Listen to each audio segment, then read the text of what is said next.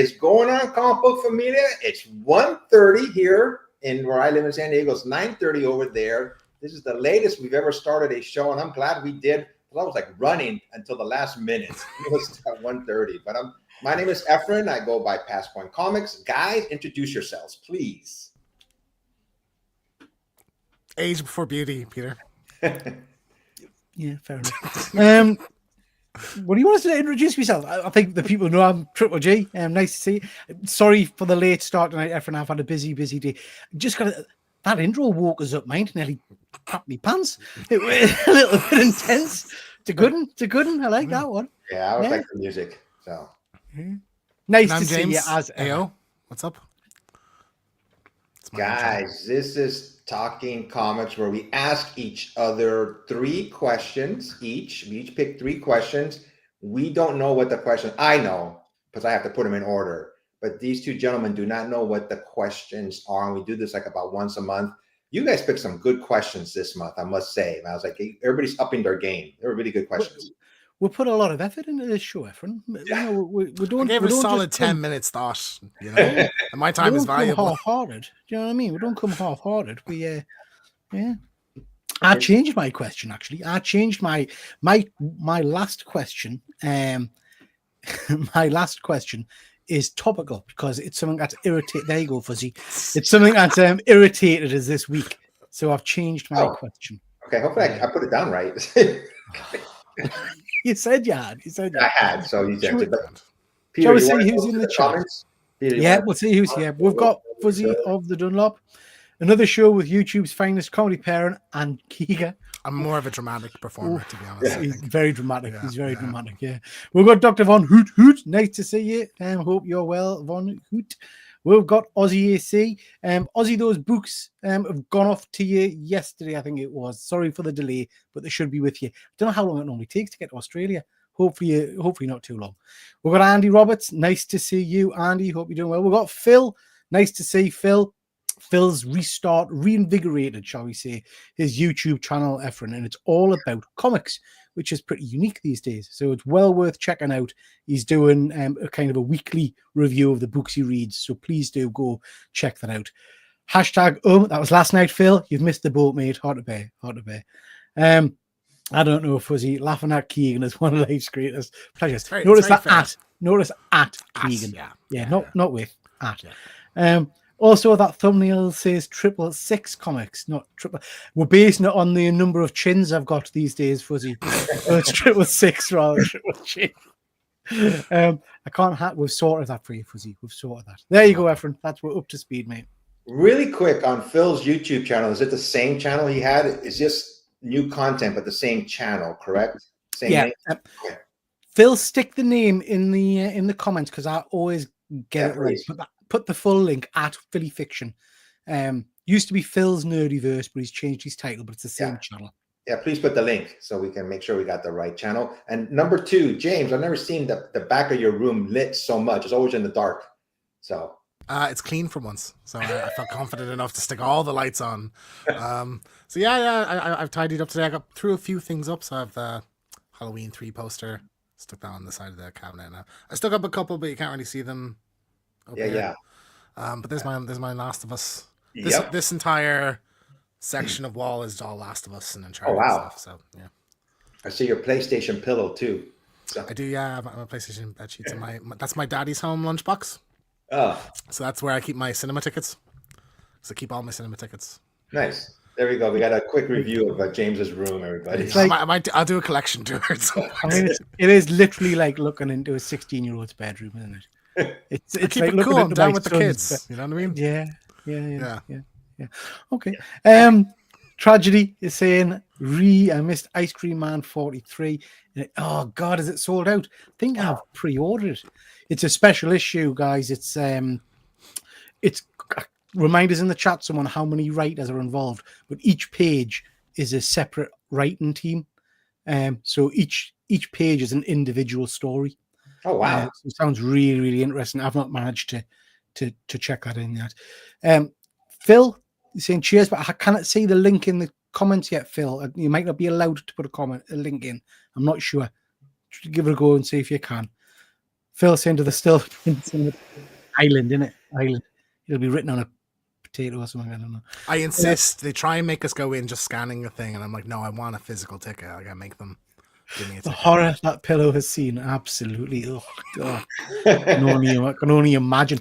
Yeah. That probably needs kind of scraping and putting in a petri dish. Just see what the draw. You just watch it twice a year. It's grand, like, you know.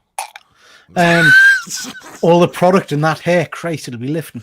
I'm on I had it in natural my today, basket. actually. So there you I go. can see. Your bulge spots are shown. As well as the blood train went this morning at 9 a.m. and boom, out of stock. Frustrating. Crikey, the comments are coming thick and fast, different. That's the good. Billion Planet, nightmare. Lots of UK suppliers didn't get it yet, also because of the diamond delays. Yeah. Phil saying, posted the link, but it doesn't work. Yeah. Okay, Phil. Just don't put the at in front. Just write down the name of the channel, and then people will know to stick an at in front. Definitely. Okie dokie. There we are. Wow, did a good job there, Peter. Are you guys ready? So we each picked 3 questions, and like I said, these guys don't know what the questions are, and I am gonna go first. Okay, you guys ready? Yeah. Yes. That was anticlimactic. Everyone else. Oh no, I looked at it. I'm going, did I pick this? Is this mine? I'm not. I'm pretty sure it's mine. So so who's your favorite alternate universe version of a character? I like that one. I'm gonna let you guys think because I had a little bit of time to think about this. Mine was Age of Apocalypse Sabretooth. I just like the way that character was portrayed. Yeah. He seemed more human than he is now in the regular, Marvel universe. And he reminded me a little bit, of Wolverine, just the way he was a mentor to Blink, especially, I really like that character, and I wish they would have kept it moving forward, but they didn't. They reverted back to the usual Sabretooth, but I really enjoyed that character. Yeah, that's a good pick. Yeah. James, you want to go next? Spider-Man 2099. I just love that universe. I love the noir kind of aesthetic to it. I think not just the character himself, but like every character in that world is such a cool twist on him. Like, Norman Osborn, like Doc Ock is in this kind of like, it's like a steampunk kind of wheelchair thing going on. Like the Vulture is a really cool version of him. So like, the 2099 universe, I'm a really big fan of. Miguel O'Hara. Sorry, not 2099 Noir. Sorry, I was thinking. Noir. Did I start with Noir? It's 2099. No, I said 2099. Sorry, Spider-Man Noir. Yeah, I like 2099 as well, but Noir. Okay. Apologies. Nice. Have we worked out yet why the Sony show is just called Spider Noir instead of Spider-Man Noir? Is that a licensing thing? Have they put an official logo on it? Yeah, there's been a few things. It might be because of the episodes aren't long enough. So like I know that Sony has this weird rights thing with television shows where they have to be over 45 minutes or something like that. So if some episodes are under, maybe calling it Spider Noir instead of Spider-Man Noir is like a loophole around that. So that might be interesting. Before we get to mine, Fuzzy, you're saying Cosmic Ghost Rider. Yeah, I'm a big fan of Cosmic Ghost Rider. That's a good one. You guys like that character as well, Frank. Yeah. Spoilers, Frank Castle. Yeah, very, very cool. Very cool. Fuzzy's also saying Absolute Wonder Woman is superb. I'm loving that book. That's probably one of my favorite books out at the moment, actually. Either of you caught up with that yet? Yeah, no, not really. Caught up with it. Yeah, it's a really good storyline, especially the first issue, how she began. Who adopted her and all that. Like, wow, they did a really good 180 on that character. Yeah, very cool. Von Hoot, Injustice Superman is the best. That's a great choice. Great choice. So that leans into one of my picks, actually, which I'm going to pick on in a second. But just before we get to that, Fuzzy saying they changed the She-Hulk title 3 times. It happens, absolutely, Fuzzy. Fuzzy, I know you're a big She-Hulk fan. Just in case, I don't know if you ever fancy a trip out or not, but Liverpool Comic Con, Tatiana, is it Tatiana? Is that how you say it? Tatiana Maslany. Is going to be guesting at the con coming up in May or June. I can't remember what it is. But yeah, interesting guest to have. Yeah. So mine, most people would probably guess I'll go for Kingdom Come, but I'm not. Obvious, straightforward answer for me is the Captain Carter, because we first got her as an alternate version. That's good. That's a really good one. Yeah. So I'm a massive fan of that character, as you know. But probably the alternate version of a character I've most enjoyed is similar to Von Hoot's in its. You guys know of Hyperion? Yep. Yes. From the Squadron Supreme. Yep. There's a series of books think it's about 5 issues of the Exiles run called One World Under Hyperion or something like that, where basically they go to an alternate universe and Hyperion's just a nutcase kind of badass, and he's killing everybody. And it's basically what if Superman went bad and went mental. And I just loved that run. And I fell in love with the Hyperion, the evil version of Hyperion. In that run. So there's some great ones, actually, some really, really good ones. Gotham by Gaslight just popped in my head. That's a great one, I think. I like that one. I'm also a big, if we're doing Elseworlds, I'm a big fan of Speed and Bullets, where Kal-El lands in Gotham, and it's his parents that the Waynes adopt him, and it's his parents that are killed. So he becomes Batman, but with Superman's powers. It's a really good story. What's the story called? Speed and Bullets. Wow, I've never heard of that. I got to check it out. Excellent. It's really good. It's just a one shot, one tale, but it's an excellent read. Fuzzy's just pointing out that Tatiana's coming around for tea. That's nice. Crumpets. I don't think I've read enough comics to have a favorite alternate universe character. Yeah. I mean, you've probably read Ultimate Spider-Man and things, Connie, I would have thought, or any what ifs kind of things I quite like. Von Hoot, actually scrub that, pick Dark Knight Returns Bats as the goat. Yeah, that's a good one. That is a good one. Yeah. I'll tell you a good one that I just thought about now too, that it's been around for like forever, is Bizarro Superman. Yeah. That's a very unique character, man. I really like the character's portrayal, stuff like that. And then, of course, speaking of alternates, we're going to get an alternate version of Robert Downey Jr., aren't we? So that's going to be interesting. Sure. Yeah. We're going to get him coming into the MCU as a version of Doom. Yeah. That's going to be. I'm looking forward to that. Yeah. How far away are we from that movie though? It's supposed to be 2 years. Yeah, 2 years. I don't believe it'll be 2. I think they'd be filming now if it was 2 years away. Like we're not even getting proper. Like we've had Robert Downey Jr., Peggy Carter, and Cap back, and that's the only casting we've had like officially so far. Yeah. Going to be good. Looking forward to it. I don't think we're done with Captain Carter and the cinematic universe either. I think she's going to be back one way or another. I hope so. I hope so. Did you just finish What If? Mm-hmm. Yeah. Okay. I haven't finished it yet, so I don't know. That was good. I assume she pops back up at the end of that as well. Yeah. So, any more comments, Peter, before we go to the second? No, that's us, mate. That's us. Okay. I think you're up next, Peter. You ready? Do you remember what it is? Nope, not a clue. You're up. Oh, okay, right. And Fuzzy, tell us if I've said this one before. I can't remember.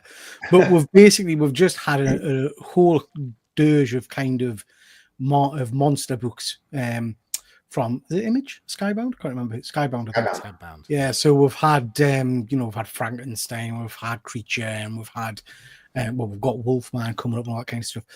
But thinking of any kind of horror property, any kind of genre of horror, anything like that. What would be your hoped for next horror book? Hasn't got to be a universal monster. What kind of universe horror book would you like to see next? Gosh, even I didn't think about this one. Let me see. What character? I think it would probably be something, like Dr. Jekyll and Mr. Hyde. That was fucking Efron. I was going to say. Yeah. I always liked that character. His alter, ego, so to speak. And I thought. I don't think they haven't done one in quite a while that I remember. So he appeared, didn't he, in Alan Moore's League of Extraordinary Gentlemen? Yep. Oh, okay, yeah. Uh-huh. But I don't think there's been like a Jekyll and Hyde book for a long, long time. Yeah. That I know of. So I'd like to see that take. Hopefully, if they do it well. Yeah. That's all I ask. If anybody, is watching this, if you're in Hollywood, if you hear my answer, and if you do it well, please. Yeah. Yeah. That would be pretty cool. I'd like that. Yeah. I'd like that. What about you, James? Well, I think if you're doing the Universal thing, I'd like a Van Helsing one. I think that'd be really cool, where you kind of weave maybe back and forth between the stories, between the monsters, cool. Yeah. or just have him tackle his own one. So that'd be cool. Like, I don't know, like I'd like a follow up, because like every major like horror franchise has a book. There's a Nightmare on Elm Street one, there's a Friday the 13th, there's Halloween and stuff. So I don't know, like even Fright Night would be a one that I would jump to, and like, oh, there is one for that. Yeah. So like I don't know. I'm trying to, in terms of like a follow up series. I think like a Halloween 3 follow up thing would be interesting, like a comic book for that. I guess that'd be fun. I'd like to see that. Yeah, that'd be pretty cool. Fuzzy saying Rocky Horror. That would be interesting, Fuzzy. That's actually on in Newcastle at the moment. I completely missed it. Jason Donovan starring, apparently. One's come to me. Sorry, I'd love an Until Dawn comic book. That'd be really cool. Until Dawn. What's that? Until again? Dawn. So that's the video game and the movies coming out. Oh, in yes. April. Yeah. A video game kind of a comic set in the world of that. I think would be really cool. And maybe like you have like a cool different issues have different choices in them or something, and they're randomly assigned or like a something pick your that. own adventure kind of thing. Yeah, that'd be really cool. So Interesting. I'd go for that. We got Von Hoot saying Monster Squad and Night of the Creeps. Monster Squad. I need to go back and rewatch Monster Squad. It's it must be. You stuck that on the list a year ago or something like that. So it must be 20, 25 years since I've seen that. I've never seen it. And there was a clip of it on something the other day. And I thought, actually, this looks really good. So yeah, and I need to go back. Van Helsing would be a good choice, I think. I think lots of people like that. Was the Babadook ever made into a graphic novel? It's kind of perfect to be adapted. They made a prop, didn't they, of the book?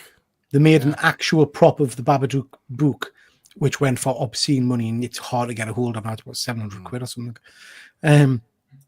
Where does Kylie Minogue buy her kebabs? Jason's done a van. Fuzzy's on form. That's a good one, Fuzzy.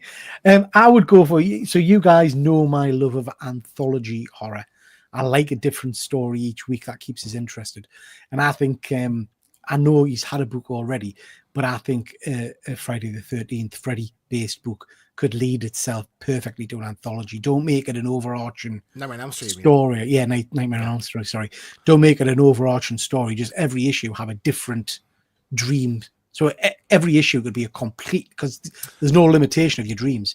So every issue could be a different kind of adventure, I guess. It's funny that is effectively the format of the show of Freddy's Nightmares, where Freddy is that kind of crypt keeper character, and then some of them involve him and some of them don't. Yeah. So yeah, I'd love a comic book of that. I think. I know there is a few Nightmare on Elm Street comics. I'm not sure if any of them take that format. I think they are all just kind of mini series. Yeah. I don't know if I've ever even read a Freddy comic, to be honest. I think most of them are like I know there's an adaptation of the main movie. I have one. I have a one from like the 2000s, but I haven't read it. I don't know what the story is in it. Efren, are your dogs upset? Yeah, there's a beeping noise going on in the background. One of my alarms went on, and my dogs are howling. I want to make sure your house isn't on fire. You're not near the fire, there. No, the show must go on. That's my wife, Okay. Fuzzy. That's my wife. Okay, that's my question there. Efren. It's a good one. Guys, I'm going to turn off the alarm, so keep on talking. Oh, it's off. Never mind. Oh. It's off. So my daughter took care of it. Okay. Any comments, Peter, before we go on to the next question? Sorry, excuse me. Next time I have neighbours stuff on Fuzzy, dear gods. No, that's it. Oh, we've got Kenneth. Nice to see you, Kenneth. Hope you're well. All right. And this one is yours, James. You ready? Yep. You're up. Who's your favorite comic book love interest? So this can be either like a side character or like another kind of like a superhero couple or something like that. My one, I'll go for the obvious one first, but Catwoman. I think Catwoman and Batman is such a great like yin yang thing. The way that she's like sometimes villainous, sometimes anti-hero, and like you're never really sure like who she's gonna side with, I think is a really cool dynamic for the two of those to have. And she looks good in that suit, I think. It's a plus. You dirty pervert. You dirty pervert. Mine's not a classic one, but mine's one of my favorite characters, Sam Cannonball, who used to be in the New Mutants and then joined the New Warriors, had a relationship with Firestar. So Firestar character who was introduced in the Amazing Spider-Man cartoon, mutant with heat-based powers. But it was a really interesting. I mean, they were together for years. I don't think they are now. But there was a really interesting storyline where basically because her powers are the way the phrase heat powers are interesting. She's like a microwave rather than flames. Nice. So there was this whole thing about whether she was making them sterile and things, and she couldn't have babies because of the radiation she was emitting and stuff, which was a bit strange. But yeah, really good, really nice couple. And I don't think they're together anymore now. Efren? I'm gonna go back old school. I really always enjoyed this couple. It's Ben Grimm and Alicia Masters. You know, I've That's a good always one, yeah. enjoyed their love story throughout the years. They even got married, you know, and I mean, you know, she was a blind sculptress and she just, you know, was attracted to, you know, Ben Grimm, but as a thing. And, you know, their love has survived all these decades and they finally got married about 5 years ago, you know, so I think that would be my favorite, you know, so they've been around forever, you know. What do you guys think of the whole Peter and MJ getting separated by Mephisto malarkey? Hate it. I hated it too. Yeah.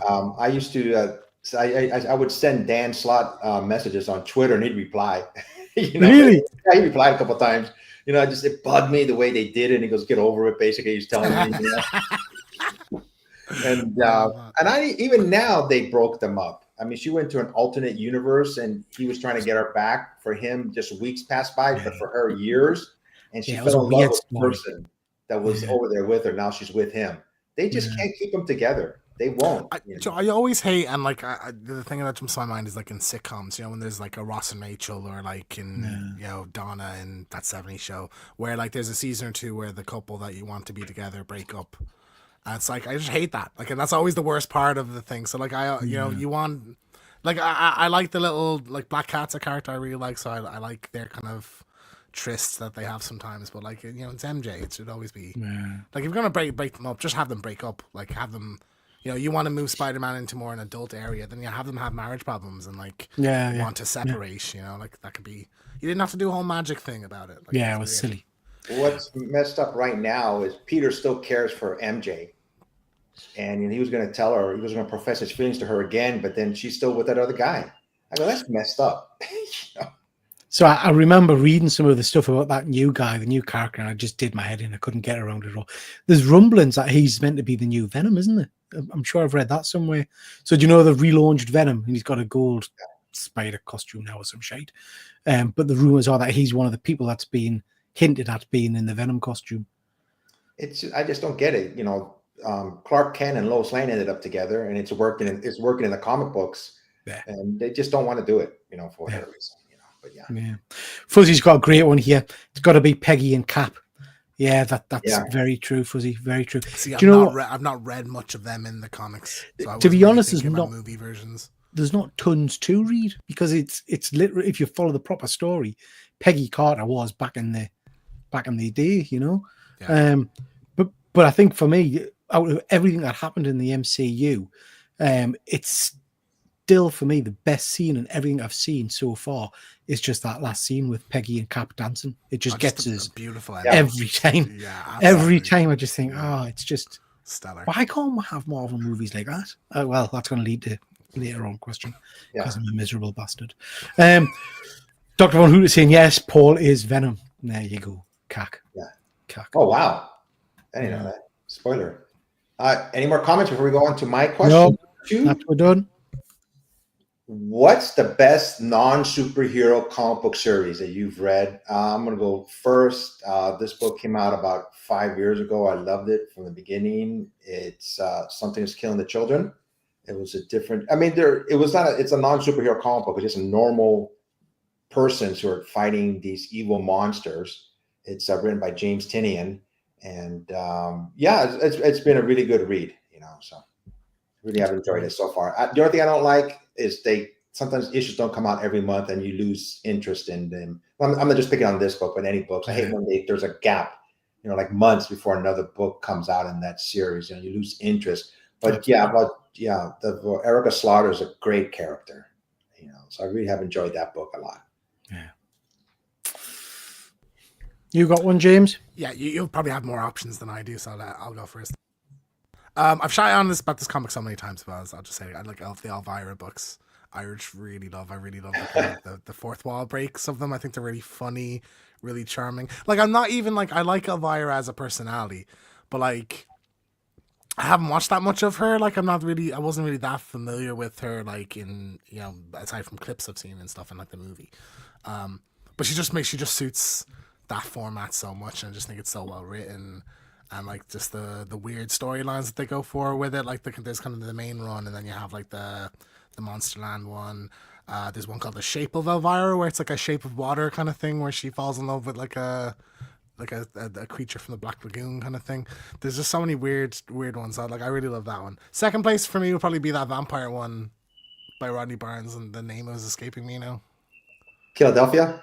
Yes, that one. I was going to pick that, crazy. but they had Savage Dragon and Spawn in it, so that's why I didn't pick it.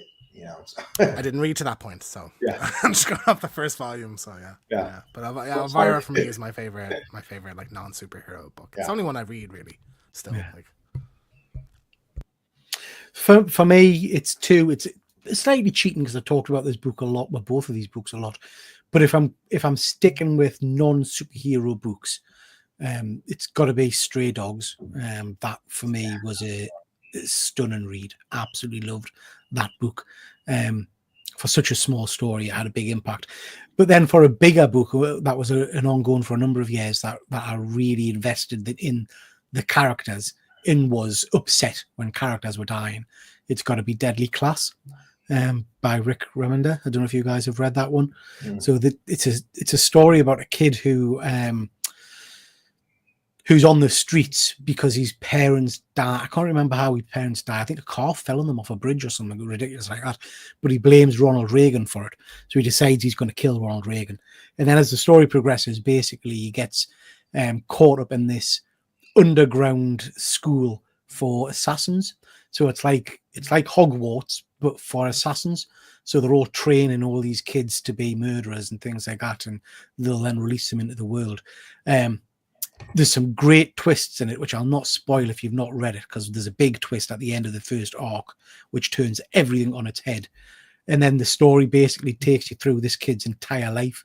So I think it's about 100 issues or something like that. Wow. So by the end, he's like retired and he's married and he's got kids and stuff. And it's just a brilliant book. Like I say, you get very invested in it. And for me, you guys know, I'm a square anti-drugs and all that kind of stuff. There's tons of drug use in this book and it doesn't bother us, which means for me that I'm that invested in the characters and the stories and stuff. It just kind of floated over my head. Whereas normally that would be a bit of a turn off for me. It's well worth picking up. You can get it in 3 lovely hardback volumes, which is how I've read it, 3 or 4 volumes. Very cool, called Deadly Class. There's a Netflix TV series, I think it is. They only did 1 season, but it got binned, unfortunately. It's well worth a read. 100 issues? That's a lot. I think I can't remember exactly how many different. I know it's 3 or 4 big volumes of like an oversized volume. But it's very cool. Great story. Nice. Couple of comments. We've all went, yeah? Everybody said? Yep. A couple of comments. We've got Dr. Von Hoot saying Elvira is wonderful and a national treasure. I've only recently found out Elvira's character. I don't know why. I always thought she was like Cher. Like that was her name. I don't know how she looked. Shit, do you know what, Connie? To be fair to Connie, she's looked the same for about 25 years. I remember when she did that Shudder special, the very special thing, like 4 years ago. Now she would have been 70, 72 or something when she did that. And she looks like 40. Like she looks amazing. Yeah, unbelievable. She's the one that I would happily pay to get a photo of. Oh, 100%, especially off the costume. I'd pay anything for the costume as well. But yeah, no, I'm hoping I'd imagine she'll pop by Fiddle of a Horror in the next 2 or 3, I think so. Heat Seekers is one of my favorites. Boobs and action Congo.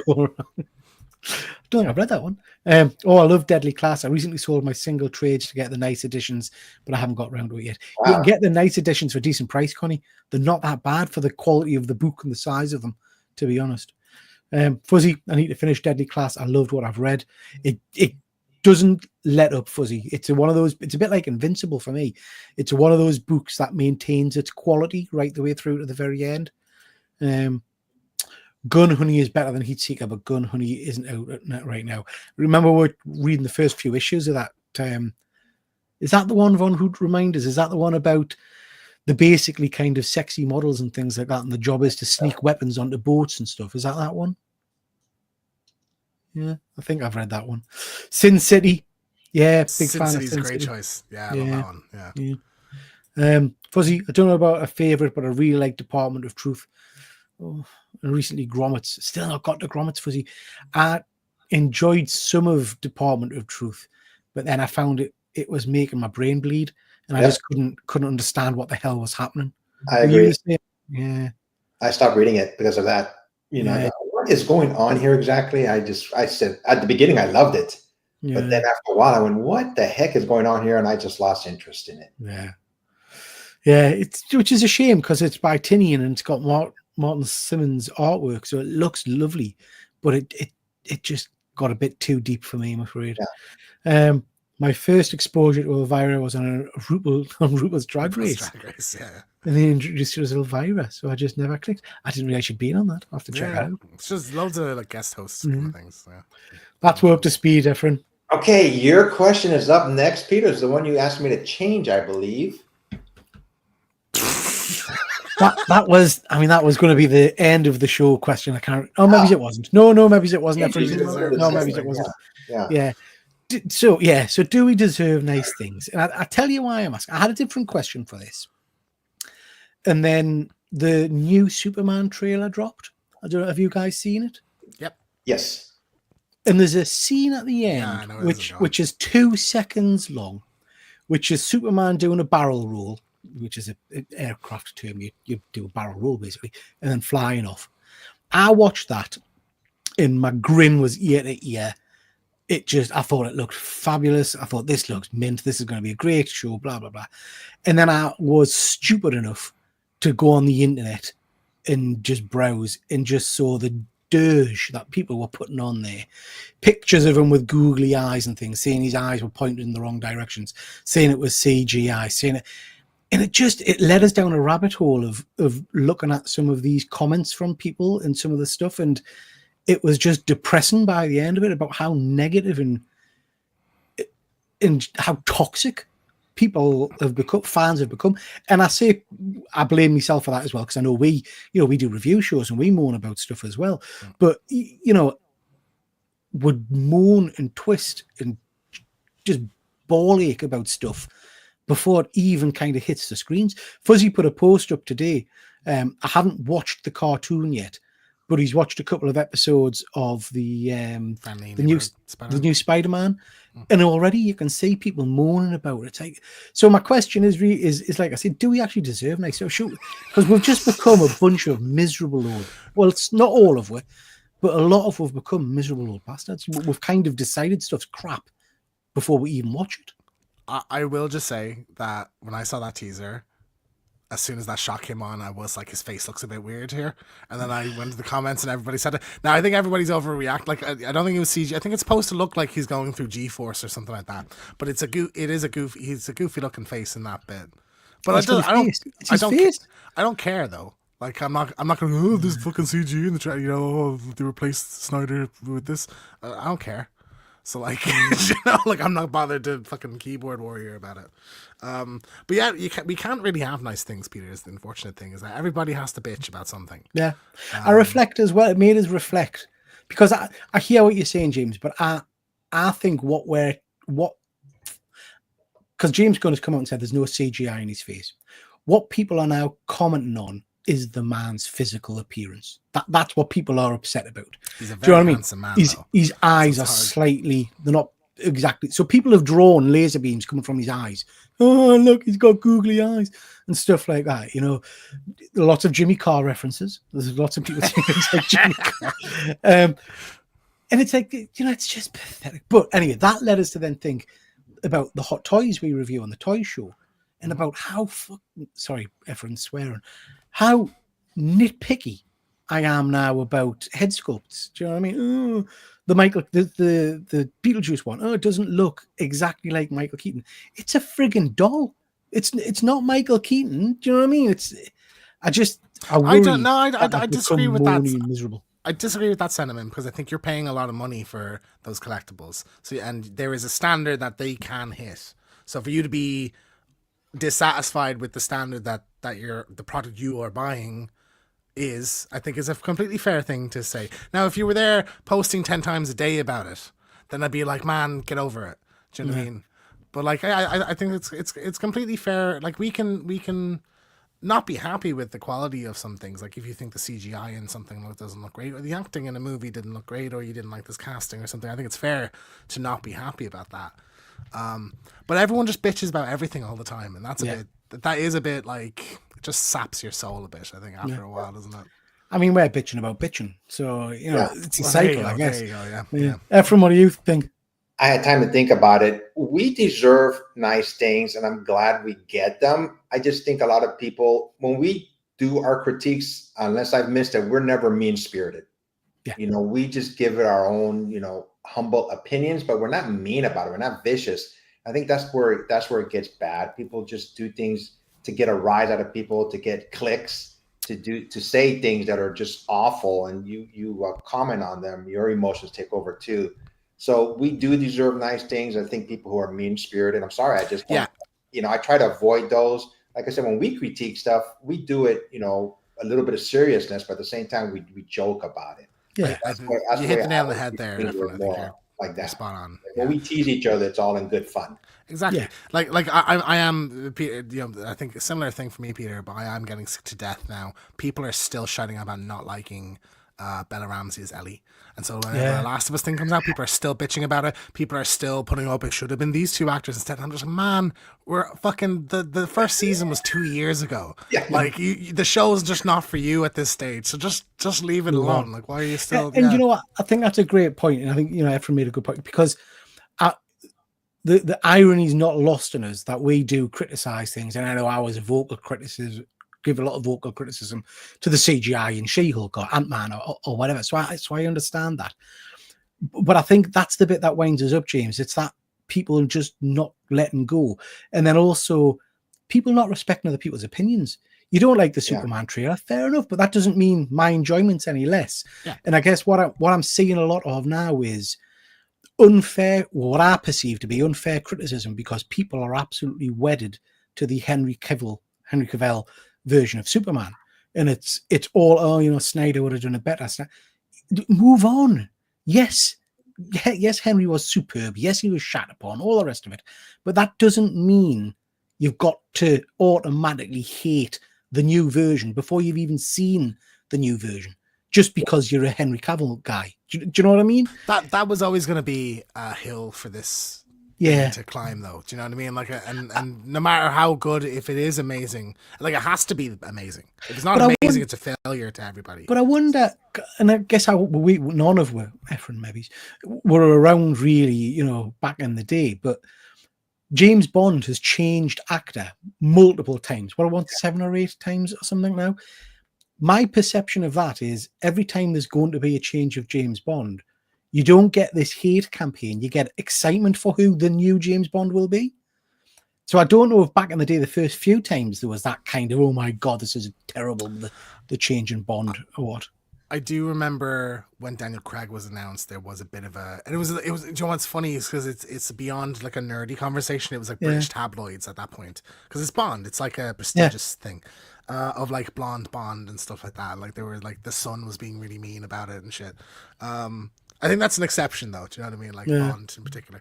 But yeah, no, like, I think you're absolutely right. Like the last one had like a black woman as like the new 007, not James Bond, but the new 007, and people lost their shit about that. Because I was like, it's a plot point in the movie, is like he's been replaced at MI6 or whatever.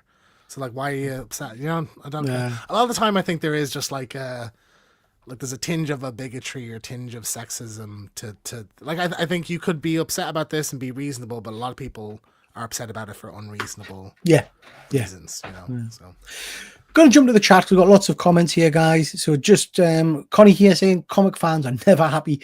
I'm convinced DCCU fans are almost as bad as Star Wars fans. That is true, Connie. I say that as a Star Wars fan, just saying. Star Wars gets a lot of stick from its fans, and some of it's reasonable in terms of the quality of some of the shows, I think, but then some of it is just absolute. It's not my Star Wars, so I'm going to automatically hate anything that they put out, kind of thing. But my God, cheer up! Comics are fun. Superman isn't real. It's not that deep. Absolutely, and that's the point, from Connie. There's people like the arguments people have are scary. Those are people who, I'm not making it's people who basically, there was this old William Shatner when he appeared in Saturday Night Live. He was at a Star Trek convention. Yeah. Get alive, people. Yeah. You need to say that, but I love when these movies come out. I'm involved in trailers as much as anybody else, but I just don't think the need to tear everything apart, it helps anybody. Yeah, absolutely. Von Hoot, never go on social media opinions. Essentially, the algorithm encourages bad faith criticism. Yeah, that's it. I watched a really interesting show on Netflix, I think it was, about the Instagram algorithm, and it was terrifying. The way it just learns you and puts stuff in front of you, so you never get balanced view on anything because you only get stuff that aligns with your craziness. I think everyone probably has an aunt or a sister or whatever that has gone down that rabbit hole of far right stuff or whatever. Yeah. And it's just because it's like that's all they're seeing is like, oh, there's foreigners and there's this and that. That's all they're seeing. So that's all they think anyone's talking about.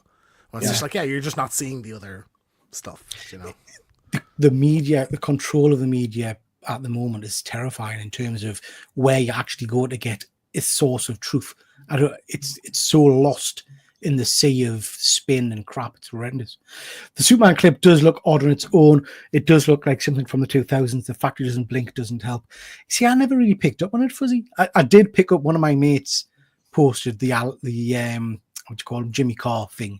And I cannot not say that now because he does look like Jimmy Carr. Jimmy Carr is a comedian over here. Okay. He does look very much like Jimmy Carr. I've never really enjoyed media more. Not looking for things to dislike. Things are bad enough. Just enjoy the stupid movie with a flying alien man. Exactly, Connie. Exactly. Also, if it's something you like, you do try to defend it or take it to heart more. Absolutely, Fuzzy. I completely agree with that as well, mate. Completely agree with that. I think when things are bad, it's fair to say, oh, it's generally bad. But when it comes down to this was crap because they're weird looking, no, it was crap because the writing and production, etc., was crap. Again, great point, Connie. Great point. I regret saying it looked like Superman was posing for his passport showing. Yes, Fuzzy, you're on the list. You're on the list. I noticed. Also, you do review shows. I don't see the difference. We do. You're right, and that's what I said. I get I get the irony of it. It's like Efren said, though. We're never mean-spirited. We never say we didn't like this guy because they were ugly. Or, oh, this guy's blonde, and I don't like that. Yeah. Like that. We've never been like that. So, and I do wonder, Fuzzy, if that comes back to the kind of the comment you made about if it's something you like, you take it to heart. I'm a big Superman fan, so I am not taking it to heart. That's not the right word. I'm just tired of it. Do you know what I mean? I'm tired of seeing people destroying a movie before it's even come out, which I just think is a bit sad. I've recently started watching Geordie Wicked as Dr. Can't say her name. Whitaker's. It is Whitaker's, yeah. Run on BBC. I never gave it a fair run, and it's actually nowhere near as bad as I used to think I give it stick for. It's not the best Who, but it's definitely not the worst. Agree, Connie. It's not, and again, coming down to individual things, Geordie's an excellent Doctor. It's the quality of some of the stories, I think, that let her down, to be honest. Andy, nice to see you, bud. Hope you are well. Dead Man, nice to see you. Terry, I hope you're feeling a little bit better because I know you've been under the weather, mate. I hope you're feeling a little bit brighter, bud. I do like going to the cinema to see a film I knew nothing about other than I liked the actors in it. That's another good point, Terry. That's a good question for another day, really. The fact that there's not a lot of surprises when you go to the cinema anymore because you've seen a lot of the trailers, kind of the story beats. I can't remember the last time I was... Oh, no, I can. The last time I was genuinely surprised at a film and the movie went in a totally different direction than I was expecting was that horror, James, that I think you saw as well, the Barbarian. Yeah. That's funny. The last time I was surprised in a movie was that director's next film, which I got a preview of the other day, called Companion. The Companion one. It was not what I was expecting. Yeah. And I like it when that happens. I do like it. I love it. I do this all the time. Like a lot of times horror movies, I don't watch a trailer. I don't look at the blurb. I'm like, I don't know anything about this at all. This could be about ghosts or pirates or fucking, I don't know. And it's great because it's like you'd be really surprised at what the film is. Like, talk to me. I didn't know anything about it. I think Marvel did it quite well with like Endgame and stuff. They literally showed very little from the movie itself. And they got into the habit of putting additional scenes in the trailers to throw you off that weren't really part of the movie and stuff. Yeah. I think that was quite good. Von Hoot, I think this is my point exactly, mate. Constructive criticism's important, but that's not what we're talking about. We're talking about bad faith negativity. Yeah. There we go. That's that question done, I think, Efren. Boy, Peter, when you picked this question, I was going, what is he going for, man? It was a great topic. I like that. It sounds like a man at the end of his rope, doesn't it? Do we even I thought he was trying to tell us, this? I thought he was going to try to tell us he doesn't want to do the shows anymore, you know, something like that. Let me see who's next. I think you're up next, James. Hi, I James. think so. Can't remember. Yep, you're up. I want to put. Here we go. Should Marvel and DC use each other's characters when they become public domain? So this was me and Peter talked a little bit about this on the horror channel. Because we were just talking about public domains, but in the next like 5 years, Superman, Batman, Wonder Woman, Joker, Captain America, Submariner, Human Torch are all going to be public domain. So like DC and Marvel do use public domain characters, like Dracula, for example, like all the Universal monster kind of characters, like they're in there as characters. So do you think they should, or do you think they will? No and no. Question. Okay. Yeah, so no and no. I don't think they should because I don't know. I can't give you a real why. I don't want it to happen like that because I think it'll just dilute the characters themselves. We are now Purple Glove Batman show. Yeah, if you've already got 15 Spider-Man books. Do I want Spider-Man in every Batman book as well? What I would like is an agreement where they go back to maybe doing some DC Marvel crossovers. I loved the Amalgam universe and that kind of stuff, and I think that's the kind of agreement they'll come to because neither company will want the other company using their characters. So they'll have to reach some kind of business agreement. Do you know what I mean? And I would imagine, or I would hope that's what it might be. It might be a case of, right, we'll put out a shared book or we'll put out a shared universe book or something like that. That would be pretty cool. If it opens the door to a DC Marvel cinematic crossover, I'm all for that. That would be superb. I would really like that. I'm glad you went first, Peter, because it gave me a couple of seconds to think. And what you said, I agree with. But at the same time, I would like to see them cross over into each other's universes, but keep it maybe like an Elseworld stories, you know, not like part of their usual, you know, the main universe for DC and Marvel. But I would love to see these characters get together, but not every month. Maybe like once or twice a year, make it a big special event. But yeah, I would love to see them cross over. I'd love to see Captain America with Wonder Woman in World War Joker II and Submariner. You know, too bad Spider-Man's not in there. You know, but I don't think it's public domain yet. But yeah, I would like to see it. You know, not like every month. I think it would dilute it. You know, like Peter said, it would ruin it. And I didn't even think about the movies. The movies, hell yeah. You know, let them go at it. You know. But I guess there's something for me, Efren. It's about the agreement with that. It's different if Marvel and DC get their heads together and say, right, we're going to do a World War II book. We're going to use these characters and produce something. That for me is okay. If it's Marvel saying, right, we're going to do a World War II book and we're going to nick Wonder Woman and we're going to use her without any kind of discussion, or we're going to and don't forget, with public domain, you've only got the version of the character that was existed at there that at that time. So Batman is Batman with purple gloves. There's no Batmobile. There's no, you know, like things that came later have to come later. Like they can't. Like how much later? So they can't use when it's when it's introduced. So the public domain, I can't remember. Is it 80 years or 100 years? I can't remember what it is. 80 or something. Yeah, it's only from that point in time. So Batman issue 1, or the first appearance of Batman, Detective Comics, is the entry point to 80 years ago. So whatever that version of Batman was, that's what they're going to use. 6 months later, they introduce, I don't know, the Batmobile. So 6 months later, they can bring the Batmobile into public domain. And it works like that, you know? So, for example, you're not going to get access to a character like, I don't know, when was Harley Quinn introduced? 90s or something? 92. Yeah, you're not going to get Harley Quinn years. for another 50 years. She can't be used until that point. But like Joker will come a year after, as will Robin, Catwoman. But like early version of Catwoman, you're not going to get like a Michelle Pfeiffer looking one with a whip. It's going to be the purple kind of cap holder thing, you know. But like they do, like I said, like Dracula is in Marvel Comics and DC Comics and like Frankenstein and all those. So I think they could. I think that I don't think they should, but I think they will. Because I think part of it is that someone else will do it. There'll be just this independent like comic book company that will do Captain America and Wonder Woman in World War II book or something like that. Because they can, and they can use the version back then, and it'll be an homage to books back then. So I think it's a no-brainer that you should. Or like, I don't think they'll be introduced in the main canon, but I think we'll get like spin-off, like crossovers.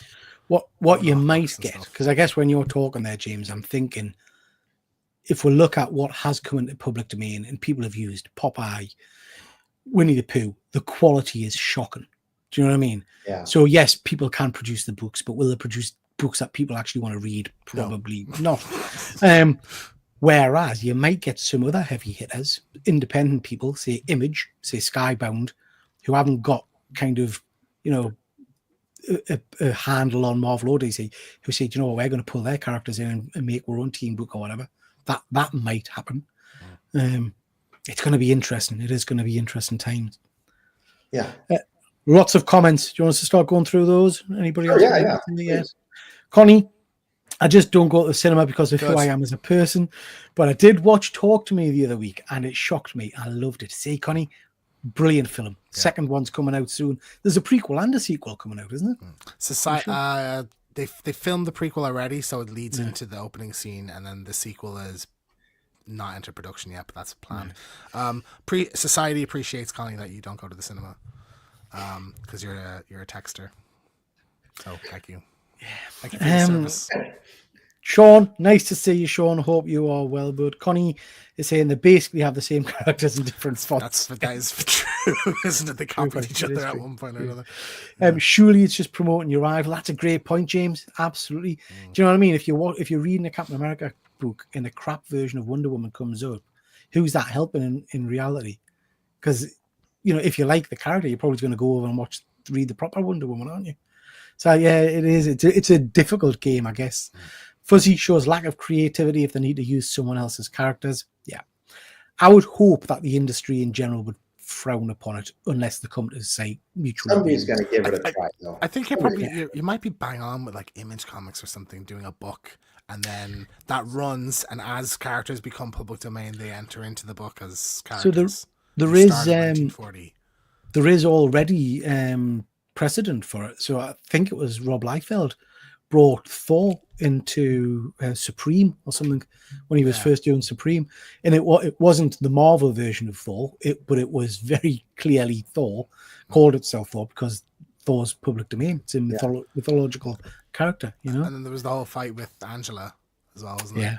Yeah, but that wasn't public domain, was it? That was copyright. Neil Gaiman co-created thing. James is saying another Marvel versus DC. I'd be in for that. I really enjoyed the Marvel versus DC. If you want to write a Superman book, go work with DC. Waiting for something to become public domain is a bit half-assed. Yeah, I would agree, Fuzzy. I can't imagine them doing it. They would be promoting the opposition, but a crossover would be really good. Also, we moan about no threat or danger in comics. DC won't want Marvel characters to beat their own and vice versa. There's no repercussion, no threat. That's very true. And that was the good thing about the original Marvel versus DC. It was, other than the big name key characters, which Marvel and DC agreed amongst themselves who would win the bouts, the other lower key bouts, like Quicksilver versus Flash, was put to public vote, and you could vote in, and it was the readers who decided who won. Which was really interesting. My counter to Fuzzy's point there, though, is that like Marvel could just have Captain America kick all their ass. Do you know what I mean? Like it's whoever's doing it decides who wins. So they can just have their characters win. It's an interesting that from what I've seen, the only use of public domain characters I've seen has been CAC horror movies. You would think there would be better indie Mickey Mouse comics now. Interesting, Von Hoot. The only time I've seen indie, as in Mickey Mouse, as in the Steamboat Willie version, show up is in Savage Dragon. And I've talked about that in the feelings, and they've used it horrifically. Absolutely. I mean, he's basically a sex pest going around looking up skirts and things and squeezing young ladies' bums and things. It's a real disturbing. Eric Larson obviously has a thing about Disney because he's purposefully gone in to attack Disney with it. I think give it time. You're gonna get like Cuphead style Steamboat Willie platform game stuff like that. I think things take time to make. DC did Thor before Marvel anyway. Is that right, Terry? Ooh, which book's that in, Terry? I don't remember that. Well, I haven't seen that. I think before 1960 then. Yeah. Well, in talking about public domain characters that are used by both as characters, there is like the whole god pantheon in the Wonder Woman lore, isn't there? So yeah. So sorry, going back to the god stuff, James, it's interesting because Marvel's Thor is very loosely based on the mythology of it. So you could use Thor as a character, but you couldn't use some of the things that Marvel have created, you know? Yeah, like there's tons of things with Thor in it. Like God of War has a version of Thor with Mjolnir. Exactly. That looks a bit like the Marvel one, but it's not. Yeah. Have different variants with different winners for each boat. Yeah, that would work well. That would work. Bambi versus Winnie the Pooh comic was allegedly quite good. I'd heard that. I never read that one, Fuzzy, but I had heard that it was semi-decent. Okay, that's that question done. Terry, that was a good question. Good question. Let me see who else. Okay, this is mine.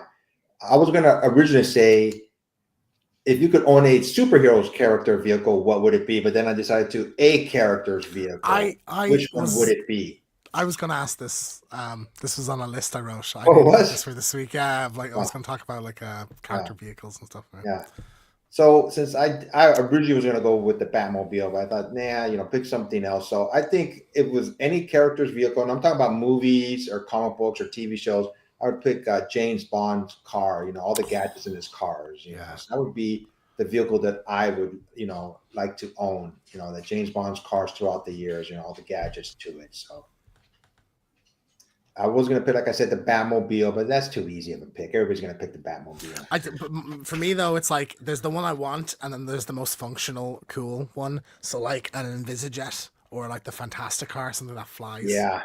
That's kind of where you want to be going with it. Whereas, like, if I was owning a replica of something, it'd be like the Mystery Machine or something like that. That's just a van. You are both mental. It's surely the correct answer is a DeLorean or something along those lines. Some kind of time traveling vehicle. Oh, yeah, that'd be a good one. What if you screw up and make yourself not exist anymore, or you accidentally bang your mom? I mean, thanks for that, James. There's a vision that nearly happened. That nearly happened with Marty. So. I thought you were talking about me. I was very drunk. No, I would go for probably, like I say, either the DeLorean or the, what do you call them? The Mobius chair from New Gods. Because again, that time travels go through space and all kinds of. Metron sits on it, doesn't it? And I think if you sit on the chair, you get access to the source wall, so you get like ultimate knowledge and all that kind of jazz. I like your DeLorean pick. Yeah, time travel has always intrigued me. Yep, as much as I think I could change my vote to the DeLorean. You could say like you could like go for a Star Wars spaceship or like Millennium Falcon, a Death Star. Who wants a Death Star that blow up every few minutes? Who doesn't want a Death Star? Come on, the pop every 5. Oh, we've spent years building a Death Star. Oh, there's one X-wing. What's going to happen? Musk is going to shoot a laser at it. What's he going to do? Yeah, probably. Do you know what I mean? Like, yeah, we're going to build a Death Star. Yeah, that'll be next. Yeah. We've got some interesting in Pee Wee Herman's bike. Yeah, that'll be good. Optimus Prime, is he a vehicle, but Von Hoot, or is he a sentient being? I don't know that I like the idea of being inside him. Yeah. I would love to be rocking around with Bumblebee, though, like in the movie where he's talking with the radio. I think that'd be cool. That'd be cool, yeah. But again, do you want to be in a Prime, or do you want to be in like a Jetfire, hurtling through space and the sky and stuff? Yeah. That's more exciting. But Prime, it depends what version of Prime as well. Von Hoot done it, because if it's a Michael Bay Prime, he's a dick. So he'd just be threatening to kill you every 5 minutes. I'll kill you. I will. A-Team van. Yeah. So true story. My parents used to own a furniture shop, and we had a big furniture van, and they had the A-Team air horn, which I think they were illegal, but I had the A-Team air horn. So whenever I went to visit with friends when we were in the estate, we used to. It was superb. Was that the A-Team, or is it what? Is it Dukes of Hazzard. That's Dukes Dukes of Hazzard. of Hazzard, sorry. Dukes of Hazzard, yeah. Bill and Ted's Phone Box. That's another good one, Fuzzy. I like that. Or Kit. Yeah. Yeah. Kit, now is it? Well, I've got a bit of a plug. I've got a few episodes coming up of my pop culture playback where I'm looking at a version of Knight Rider called Street Hawk, which was a motorbike version of Knight Rider. I remember that. I'm surprised none of these shows have had a remake. I'm surprised there's no modern version of a highly Kid had a advanced. remake. It did. So there was Knight Riders or something, wasn't there? Where Knight there was Rider, different vehicles or something. But I'm surprised there's nothing out at the moment that's kind of a modern take on these kind of advanced technology vehicles. I'd say there's probably like CW pilots that were filmed or something like that. If you looked it up, then maybe they'd be, binned or something. Yeah. Because we had, I mean, like I say, I've got shows coming out of all of them, but we had the car, Knight Rider, we had Street Hawk, which was the motorbike, and then we had Airwolf, didn't we? There was a boat one as well. Was that Blue Thunder or something? I haven't done a show on that yet. Yeah. There's only one Optimus, and it isn't a Michael Bay film, absolutely. Thunderbird 4. Oh, a bit of Thunderbirds, yeah. And the Pizza Wagon from Teenage Mutant Ninja Turtles. Yeah. Nice. Very cool. All right. I like this question, Peter. You're up next. Is yours. Yeah, so I'm as you know, into comic book commissions. Ephraim got us into comic book commissions. James, I know you've started picking up a few as well. Unhealthy habit. It is. It's a slippery, expensive slope. But if you had an open checkbook, what I want to know is you had a blank cover. Which artist, it can be any artist you want, which artist are you getting a commission from and what's your commission? What are you wanting them to do? I'll go first. Like I said, I had a chance to think about this when you said, who should I get? Jack Kirby, and all these other great artists. Mine first would be Steve Ditko. He did the very first Spider-Man. He ran it like for about 3 years. I would obviously ask him to draw me a Spider-Man. He was a very recluse person towards the later years of his life. I know that, but I would have loved to have gotten one from him. Yeah, that would be impressive. Yeah. What would you have gone for, Efren? Probably him, Spider-Man, and who's probably him, Spider-Man, probably against Doc Ock or something, one of the first character villains that he did, something like that. Would be, or maybe I'd ask him to do like a canvas of all the Spider-Man characters, throughout his run. That'd be pretty cool too. That would, if I could get one, it would have been of Steve Ditko. Yeah. Superb, Mr. Keegan. Dream one, like Alive or Dead or whatever. I would love like a Star Wars like full saga poster by Ralph McQuarrie. I think would be really cool. Like who did the concept art for the original movies. That'd be like a dream, like if I had a time machine, that kind of thing. The one I actually want is fairly achievable. Faith Erin Hicks, Faith Erin Hicks. Yeah. She's working on the new Mummy comic, but she was the artist for the Last of Us comic book series. So I'd go with it. I wish there was a blank of that series, but there's not. But I'll just bring up a random, like I will cross paths with her at some point at a convention. But I'm gonna get just a Joel and Ellie like sketch cover, I think, like from the game. In her art style, I think it'd be really cool. Or like an 11x17, like with multiple characters kind of spread. Yeah, I think that'd be really cool. I actually do have on the way. She had a sale on her website, and she was selling some original art from the comic, but they were like so expensive. I was like, oh no, I can't get. But she was doing prints, and there was like a option for a remark, so I got like an Ellie remark on a Last of Us print. So I have that on the way anyway. But that's one I'm hoping that I thought bubble in the next couple of years. Yeah, she'll pop by and I got that. Yeah. That'll be very cool. So I've got I've got 2 that are achievable and 1 that's not achievable. My 2 that are achievable is I've become a little bit obsessed with, and I don't think I even like his art that much, but I've become a little bit obsessed with Clayton Crane. So on Instagram, he does a lot of kind of shorts of his technique of him painting, and I'm just fascinated watching him work. It's just incredible. So I would like something by Clayton Crane at some point. Probably I'm going to go probably play to his strengths and go for a Venom or a Carnage or something like that. Because I think when he does human characters. So I've seen a few of his Thors and things like that. I don't think it translates as well. It's the risk, isn't it? Yeah, so he does a very good Spider-Man and a very good Venom. So I'll probably get one of them. The other one I would love, and I would probably go for a blank cover with a New Warriors kind of homage cover. So Justice, Night Thrasher, all those kind of characters would be Mark Bagley. So big fan of Mark Bagley's work. Absolutely love his style. So yeah, I'll go for him. But my ultimate one is dead straightforward. Von Hoot's already got it in the chat. My favorite all-time artist is Alex Ross. He did a cover for Kingdom Come issue 4, and I pretty much just want him to redo that because I love it, which is dead simple, but it's the Kingdom Come version of Superman in red with smoke. And so basically there's an atomic bomb gone off next to him, and all you can see is his eyes kind of glowing, and then the outline of his costume and stuff, and it's just an amazing cover. So I'd like something like that, I think. Since we're picking two, I just thought of somebody else who I would like, who doesn't do them. He's not at conventions anymore. I found this website years and years ago, and I'm talking about over 5-10 years ago. Even then, he said he would do commissions, but like at home it would cost like $4,000, $5,000, $6,000. Would be John Byrne. Oh yeah. He just doesn't do books anymore. Doesn't do conventions. If he would come around, I know money's not everything, but man, he would make a boatload of money. We started doing things again. His Superman's incredible. Yeah. One just popped in my head that I wanted for a long time as well. Peace Momoko. She does a lot of the cover art for the Horizon games.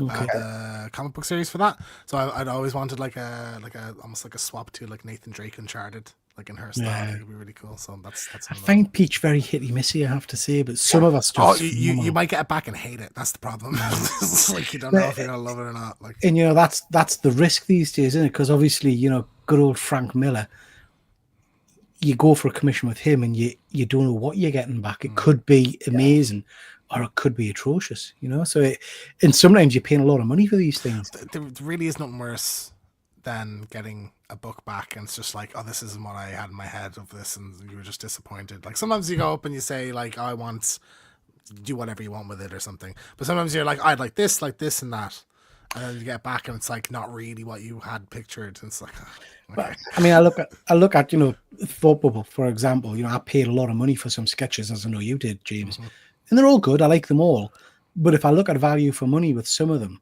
you're paying for what's regarded as a bigger artist versus my Kermit the Frog as Thor cost us 30 quid for a guy who draws the Muppet cartoon. I absolutely love that. That's one of my favorite books I've got. The work I got from, I forget her name, Sylvia Califano. Yeah, Sylvia Califano, a Vira artist, which is phenomenal, amazing. Like, again, one of the cheaper ones. It's nothing amazing. Few comments in the chat. Von Hoot confirms Thunder in Paradise I'm thinking of. Was Hulk Hogan in that? Am I mad? Was Hulk Hogan in that? I think so. Yeah. James is saying Dead or Alive. I'm not sure what that's. Like, not sure what that means. Dream person, dead or alive. Oh, right. Sorry. I mean, with anything you want, James. Anything you want. Alex Ross, we would go for a Von Hoot portrait. Alex Ross would knock that out the park. That'd be pretty good. That would be stunning. I don't think he does commissions anymore, so it would take too long to make them. I would think. Like he spends hours on them. Every year, San Diego Comic Con, he's got one of the nicest booths around. And I asked him last year at San Diego Comic Con, why doesn't he, come here to San Diego Comic Con? He doesn't do them anymore. He doesn't come.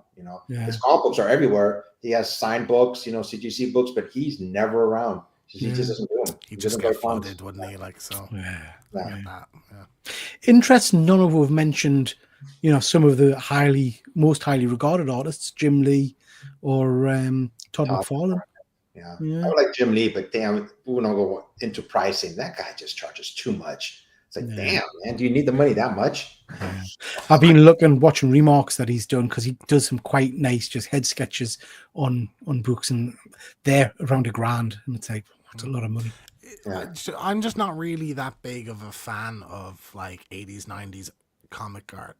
To be honest, like I kind of like how unique certain artists have gotten lately. Like, you know, Martin Simmons is unlike anything I think anyone else does. You know, everyone's so distinctive, so you find that flavor you like. Whereas I think like a lot of, yeah, I know that like there's differences, but like a lot of the comics kind of look the same back then to me in my head anyway. You know. Yeah, no, that's what I mean. Yeah. Another Perpetual Comics original. Yeah, you'll have to hit him up, Fuzzy. Hit him up and see if he'll send you something. Bernie writes and Universal Monster montage. That would be impressive. The Dave Mack painting is fantastic. He's stunning. I was a little bit disappointed with Dave Mack. My own fault though, James. I have to say my own fault. He was at Thought Bubble a couple of years back, and I got first appearance of Echo, and the issue before that, I got him to do Remarks head sketches, and they were dreadful, absolutely dreadful. But I paid for a Remark, 90 quid or something like that. I should have paid for a full Dave Mack painted cover. Do you know what I mean? Because the Remark is literally a sketch, but they weren't good, sadly. Fuzzy, bloody carnage! I don't believe you. You're probably right, Fuzzy. I'd probably go for a Venom, to be honest. I do like his Venoms. But yeah, something masked is what I would go for. Doesn't Clayton charge £100 a minute? I'd heard it was something like that, Fuzzy. He doesn't charge per cover. He charges for the amount of time he spends on the cover. Yeah. Someone had one on Instagram or something the other day, I think it was, and he charged them, I think it was $700 for 7 minutes work. He'd actually been working on it for about, I think they said 14, 15 minutes, but he was talking to people and stopping. Gotcha. But it was absolutely breathtaking. But was it $700 worth of breathtaking? I don't know, you know. I find Peach very missy. Yeah, I can't disagree, Fuzzy. I've stopped trying with our X-Men run at the moment. It's just not for me. Peach is wonderful on horror stuff most of the time. It took me a while, and it isn't what I was thinking about. Before appeared in Comic Cavalcade 17. Okay, interesting. Send us an image of it, Terry. I'll have a neb. I know I've seen a cover with DC's Thorn Superman on though, but I can't find it.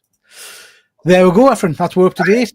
Let me see who's next. Who's that? That's yours. So, James, you're up next. Can't remember what this was now. What's the most underrated this is a boring one. What's the most underrated superhero movie? What's one you like that generally people don't really like or talk about that much? I'll go first since I had a little bit of time to think about it. Like I said, I look at these questions in advance. This movie came out in 1990. It was called Darkman. Take the elephant. Take the elephant. Yeah. It was a superhero horror film. Have you guys done it in One Good Scare yet? It's a horror. No, I want to do it actually. Like, it's one of my favorites, Efren. And I did it. I can't remember what the video was. It was done by Sam Raimi. Oh no, it was James. I did it with James. I did the. Do you know the take the elephant scene? Do you remember that one, Efren? It said take the fish, wasn't it? Take the elephant. So there's a scene which I've always loved, which is where he's got his mask on and they're at a fun fair, and he throws some balls to win an elephant, a soft cuddly elephant, and the guy says no, you can't have it, and he basically loses his temper, breaks the guy's fingers, and then takes the elephant and says to his girlfriend, "Take the elephant." She goes, "I don't want." He goes, "Take the fucking elephant!" And kind of throws the elephant. I love it. And I did I did a mock-up of that from when I went to visit James, and he was trying to force us to kiss a fish. Kiss a fish. The fucking fish. Get it. I forgot about that. Some of my favorite bits you've done as well. Sorry, Efren, we'll cut you off. I think what you're hearing, Efren, is we both love that movie. We do, yeah, absolutely, yeah. That movie came out. What a great movie! It was like 1990 before anything. I don't know. I'd never seen anything like that. It was just a great movie, but I think there's been a couple sequels to it, but the original one was so good. Yeah. So Liam Neeson. Liam Neeson was the title. Yeah. Is it I can't remember the guy. He was Benny from LA Law or something. Yeah, Benny from LA Law. Yeah, great character. So that was my pick. For underrated. Interestingly, not really a character that's around much in comic books anymore. Started off in comics, but then kind of disappeared. Yeah, I think I got a couple of his books, if I remember right. Yeah. But yeah, when the movie came out, I went, wow, what a great movie. So yeah, nice one, James. Do you want me to go next? I'll go. Growing up in like the kind of, I got into superheroes like in the kind of early to mid 2000s. There's a lot of shit superhero movies that I really love, but Punisher, Tom Jane, Punisher, I think is like a fantastic like throwback to like your 80s kind of Die Hard, like Rambo kind of movies, you know. I think it's like it's a very simple revenge story, but like John Travolta is just hamming it up as like Howard Saint, and like I think a lot of the like kills in it are really good.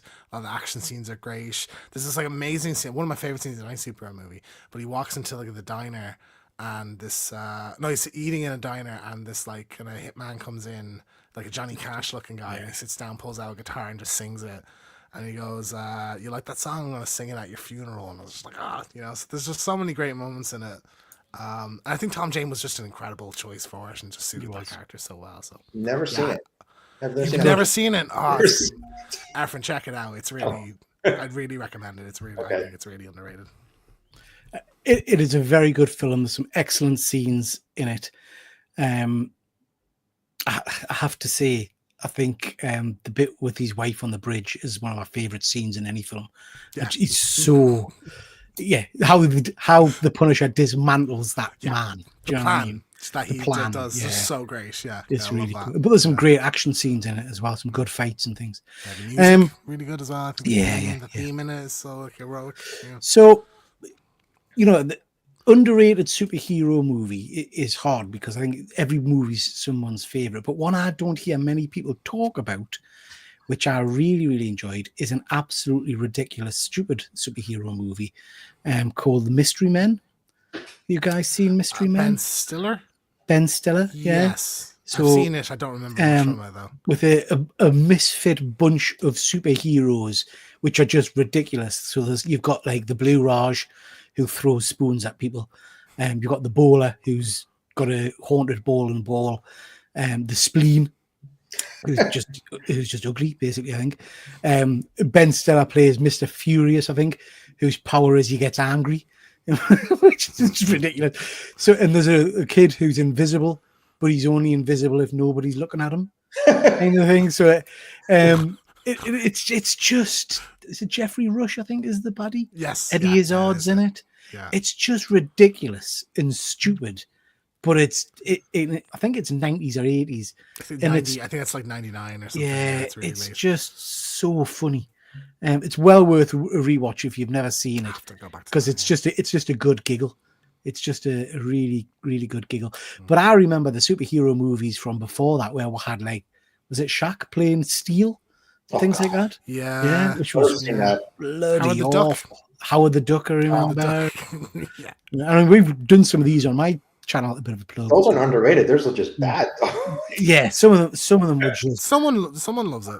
Every movie is someone's favorite movie, you know. So like, couple of comments. Guyver 2, Dark Hero. I've seen that. That is very good.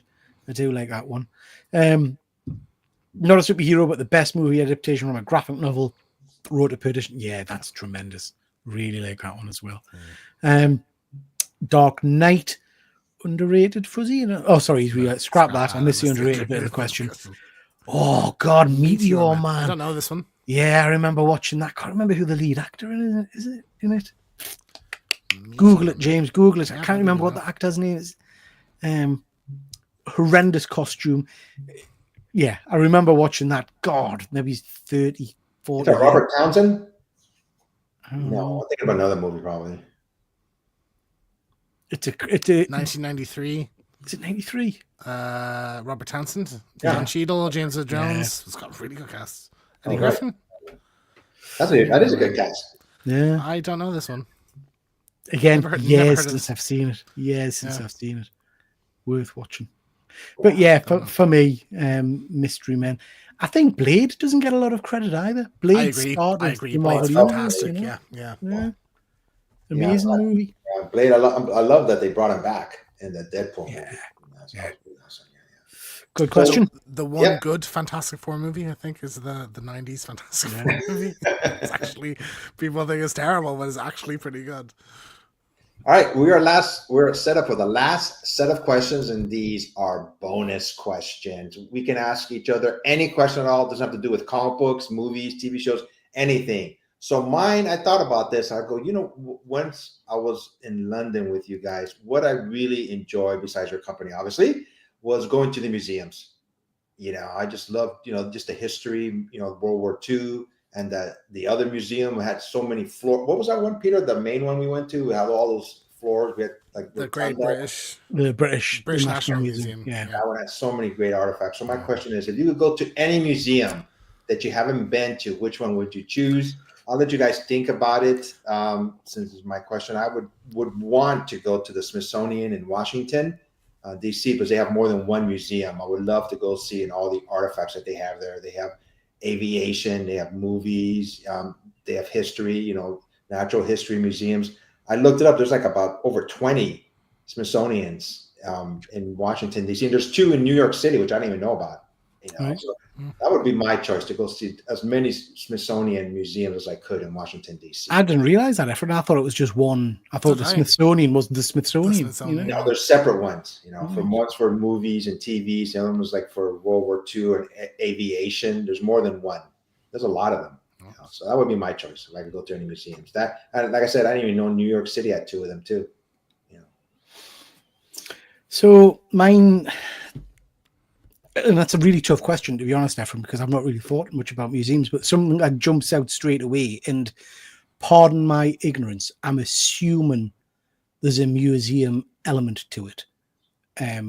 But I know it's more of a location, but I think there's a museum attached. But I'd like to go to Auschwitz just to see what's. Yeah. Just to go. I don't know why. I'm presuming. I mean, I found when we were at the military museum, the World War II section was just horrifying. And that kind of particularly kind of a Holocaust. Yeah, the Holocaust section was just. Yeah. And it did kind of prompt us to. I've always wanted to go, but I don't know if it would be too hard to go, if that makes sense. Sure. Of course. But at some point, that's a bucket list thing for me. At some point, I want to go just to experience it, I think.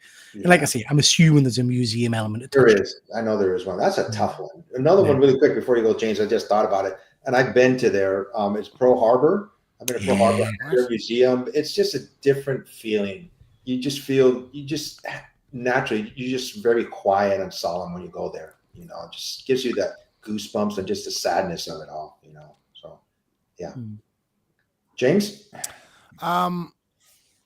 It's funny because like my questions like sit in a similar theme to this one, but I like when museums, like you say Smithsonian, I think those are kind of like obvious choices because they're like grand. There's so much in them, but I really like when museums like hone in on a specific thing. So like when I was in Vegas, did the Mob Museum, so that was really cool. So I'm assuming there's a pirate museum somewhere in the world. So I'd really love to go see that because I think that's like a period I love that I've not seen really artifacts from or anything like that. Like I know it's not going to be like swashbuckler kind of things, but like some pirate compass and map and swords, cutlasses and stuff. That'd be cool. I've not seen that ever in any museums. So yeah, that'd be a good one. Yeah, I'd really love to see that. Maybe in like Hawaii or Panama or somewhere like that. There's that. So that's one I'd really love to see. I think Japan probably has some amazing museums. Yeah, Godzilla museums. I've got 2 more that I'd like to see. Not necessarily. The first one's not necessarily a museum, but I watched a show on Amazon, I think it was, which was, my brain's gone blank. Mark Hamill visiting geeky places and stuff like that. It was only a half-hour show. Each episode was something different. But he went to DC headquarters and met Jim Lee, and they showed them around the DC archives, where they've got all the kind of the first editions and things and original bits of artwork, and it just looked absolutely fascinating. It's the kind of place you could just spend days and days and days kind of looking around. So I don't know if they allow people access to those or what, but I'd love to if they ever did. Marvel, I'm sure, has got the same kind of thing. And then the other one, and James, you're going to have to help us out. I've completely forgotten the couple's name. The collection of mystic artifacts and haunted dolls. Oh, the and Warrens. Yeah, Warrens. Sorry, I should have said this as well. Yeah, the Haunted Museum, the Warrens Museum. Yeah, that would be very cool. Where like the Annabelle doll and stuff is. Yeah, that's on mine. That's my number one, probably. Actually, like there was in Vegas some kind of haunted museum thing. Right. I think they also had like haunted dolls and stuff like that. But I didn't get to go. But yeah, that'd be. I'm pretty sure it is just like it's like almost a trailer, isn't it, of just stuff. I think as far as I've heard, or like a bungalow. But like the Warrens Museum, I think would be really cool. love that. Speaking of DC, I was in New York City like in the 1980s, I believe, and I actually went to Marvel, Marvel's address. I found their address and I went there, and I went to the front desk and I told them I was a big fan of Marvel Comics. If they wouldn't mind showing me around, and they said no. I have the exact same story. I was in Amsterdam a couple of weeks ago, and I am a big fan of a video game series called Horizon. And the company, the studio that makes them, Guerrilla Games, they did Killzone as well. Were there, so I went to the office building, and like there's a little Aloy on the panel and stuff, and I could see this big, massive statue in the lobby. Yeah. And so I buzzed and I said, "I'm a big fan of the games. Can I just like have a look at the lobby now?" Oh, we can't let you in. I was like, "Okay, grand." It's like I can't even just take a photo with the statue in the lobby. No. I was like, God, "Alright." just like we're their fans. They should. I mean, I'm not saying they should show me around. I understand the security risks. They're working on projects like you could just boot up the stairs or something and take photos. At least they could have given me a Marvel pen or a notepad or something. Yeah. Something. Yeah, give you something. Because I think I was looking at Google reviews and I seen that someone said like a couple of years ago they were brought inside and they got like an action figure and stuff like that. I'm like, man, they had photos of like the cafeteria where there was like little statues and shit. So I was like hoping that they'd let me in. It's like no. Whereas CJC just let we wander in. I was about to say that. Yeah. Right in. Yeah. That was nice of them. They made a couple of quick minutes. That's pretty cool. Maybe forget about the coldness for a couple minutes. Von Hoot, I'd rather punch myself in the nuts than go to the Warrens Museum. I'm not risking that. Von Hoot, you're missing a trick. You're missing a trick because if I was you, I would commission a little knitted Von Hoot doll, teddy bear in your visage, and just gently secrete it into the museum somewhere at the Warrens Museum. Just start rubbing it on things. Yeah, people will start saying, "Have you seen that weird creature in the Warrens Museum? A discovered Mowl." Yeah, you'll get a James Wan directed horror film. Yeah, there'll be a movie about it in a few years' time. When's Van Hoosh public domain? We're doing Van Hoosh horror movie.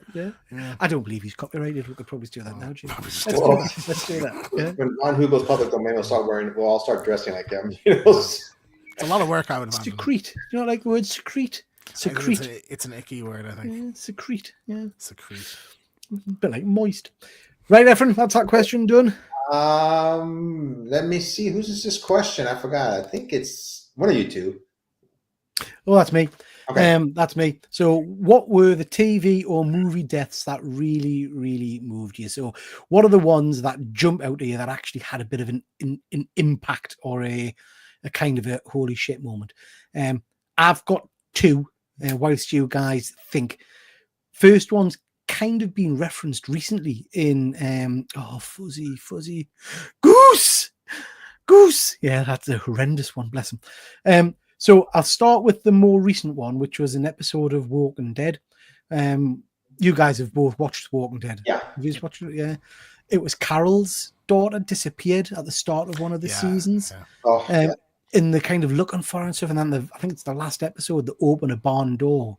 Yes. And she kind of comes out and is a zombie. And I don't know why. I just remember that one really kind of a bit of a gut punch and thinking, wow, this is just awful. But the first one, the first proper death I can remember really impacting on us is a young kid. I must have only been 10 or something like that.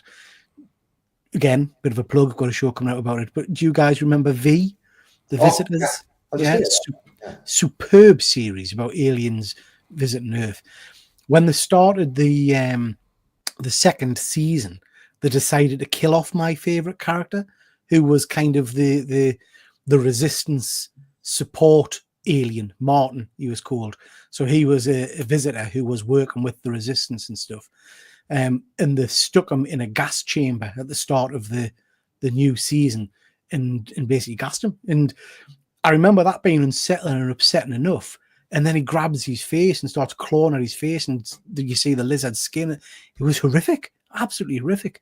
But I remember that really upsetting us because that was the first time I think I'd seen a character die that I actually cared about in a TV show. Oh, Fuzzy, that's another good one. Macaulay Culkin in My Girl got me as a kid. Am I right in thinking that? Was it a bee sting or something, or a wasp sting? Yes. It's something ridiculously kind of normal. Do you know what I mean? It's not a big convoluted death. But you're right, Fuzzy. That was a really awful one as well. Right, chaps, that's mine. Okay. I watched this show. You guys might be surprised that I've been watching this show, but it's been around for over 20 years or close to 20 years, and I just watch it and I have enjoyed it throughout the years. It's Grey's Anatomy. Yeah. I liked it in season 2, I believe, or season 3. There's this character by he was the actor Kyle Chandler. He was like a bomb expert, and there was like a bomb inside a person's body, and they were trying to get it out. And he was like the bomb, the guy who diffuses it, and they give him the bomb, and he's walking away. And then Ellen Pompey at the last second goes to look at him walking away. Then the bomb just blows up, and they just show they don't show body parts, but they just show the explosion. She's like pushed backwards. And that death just took me completely by surprise. I went, holy crap, they were messing around. He was like a reoccurring character on the show. But when he blew up, and it just caught everybody by surprise. Went, wow, they're not messing around here. Yeah. So that was mine. That was like the second or third season, that scene, and I just replayed it recently. I went, damn, they were messing around. So that was my pick for just the movement. Holy crap, they got rid of the character that way.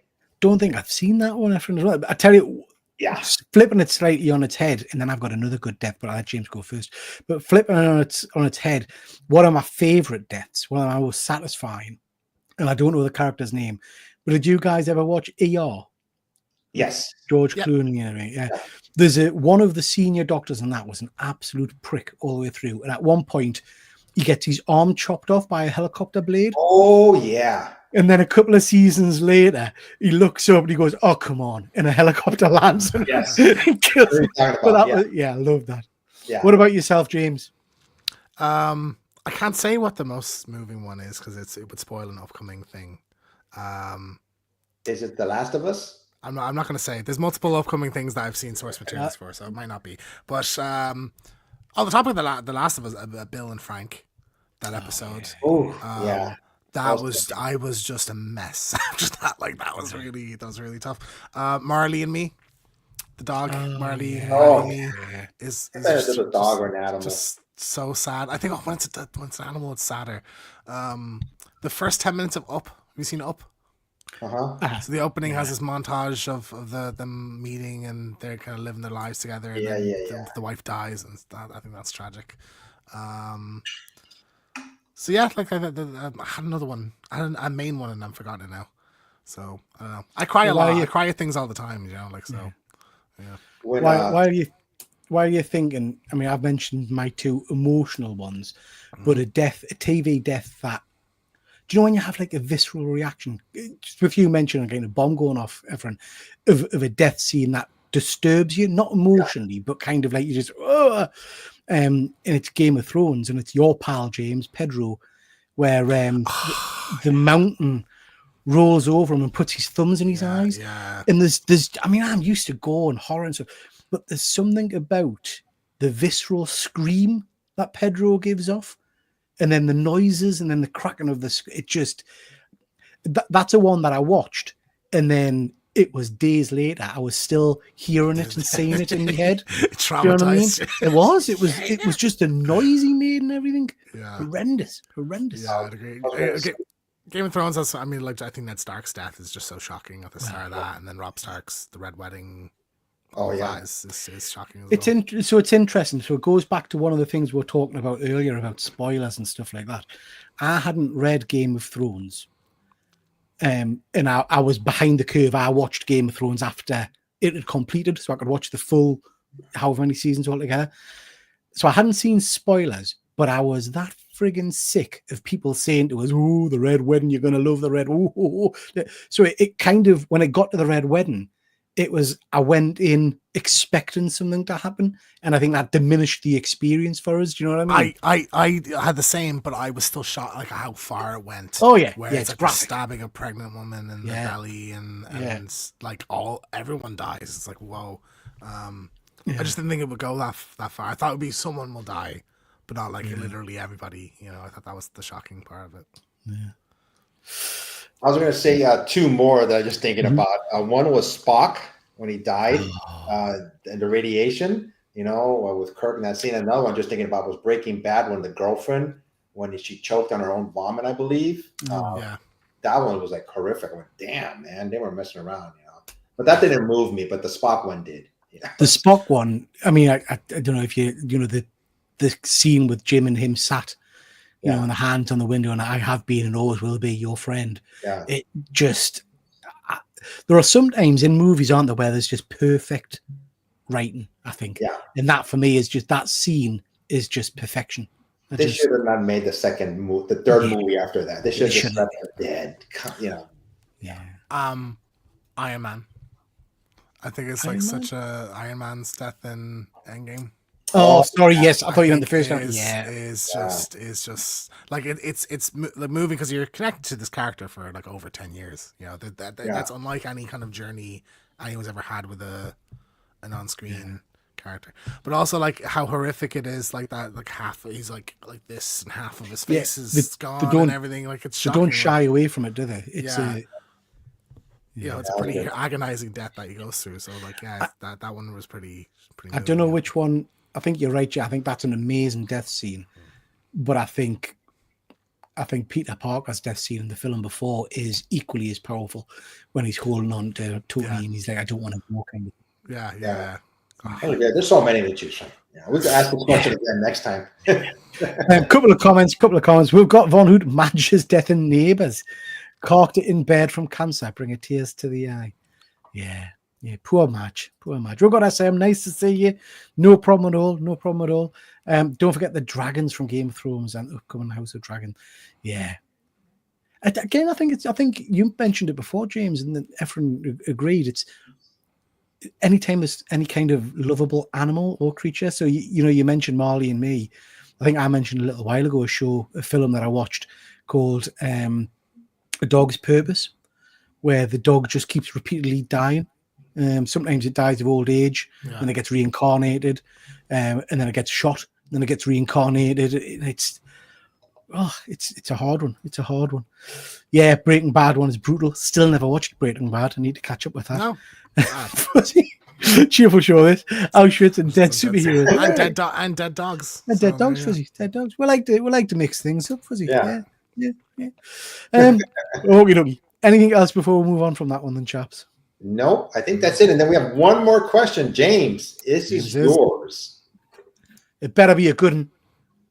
What's your favorite stuff? So, like, literally, I was actually thinking about museums and stuff when I asked this. So it's funny that Efren asked about museums as well. But what's like, for a movie or a book or a show or something to be set? What's like that one time period or setting? You're just like, oh, I love this.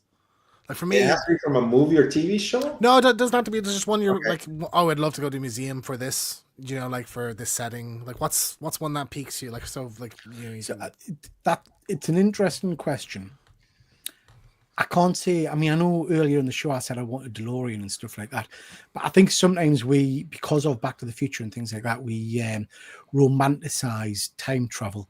Yeah, we'll forget how horrific conditions were. Everybody smells of piss. Like, there's shite in the streets. Yeah, there's disease. Horrendous. So I'm not saying I'd like to go back there, but I've always, and I might be pinching Esperance here, I think, I've always had a particular interest and love for the kind of the Camelot era, the knights, off on Holy Grail quests and things like that, and not necessarily because of the religious element plays into it, but more for that, even though they were crackers, more for that sense of kind of loyalty and honor and integrity and off to vanquish a evil sorcerer or whatever. That's the kind of era I quite like. Wouldn't last 5 minutes. You'd never get a suit of armor that fat, my fat frame. But I would. I Suits do. Of armor if you could afford it, Peter. Like exactly. Then, But I think that for me would be pretty cool. Oh, sorry, just going back while Stefan's thinking. Shout out to Negan Cave and Glenn's heading as a death scene. That was shocking beyond belief. You knew it was coming, but you read the comic book, but still, man. Yeah, he hits the other guy first. I think that's that. Yeah. So I went into that again. I went into that blind, and it's the scene where he takes the first hit, I think, and then does he look up at Maggie and say something, or tries to say something? He tries to, and he's just gargling. And he gets hit again. It's his eyes popping out. Like God. Yeah, great one, Von Hoot. Great one. Medieval's a great choice, Peter. That's up there for me. I love myself some feudal Japan, samurai, and all that stuff. I think is great. But pirates, golden age of piracy. I think like the kind of 16 to 1800, that kind of era, like Pirates of the Caribbean. I love it. I love it so much. I just think it's so cool. But do you not think so? I'm going to be, and this is the thing. This comes back to my point as well, because I'm sure living in medieval times is horrific. We do romanticize. Oh, because more than any other, like they were evil men. But not just that. Sailing the seven seas. Do you know what I mean? Do you have any understanding or concept of how fucking long that takes, and how long you're just bobbing around on a boat, waiting for something to happen? Just do you know what I mean? Scurvy and rats everywhere, and strapping your skatefish to the mast. And is that like Pirates of the Caribbean in Disneyland? That's the type of pirates, right? Yeah.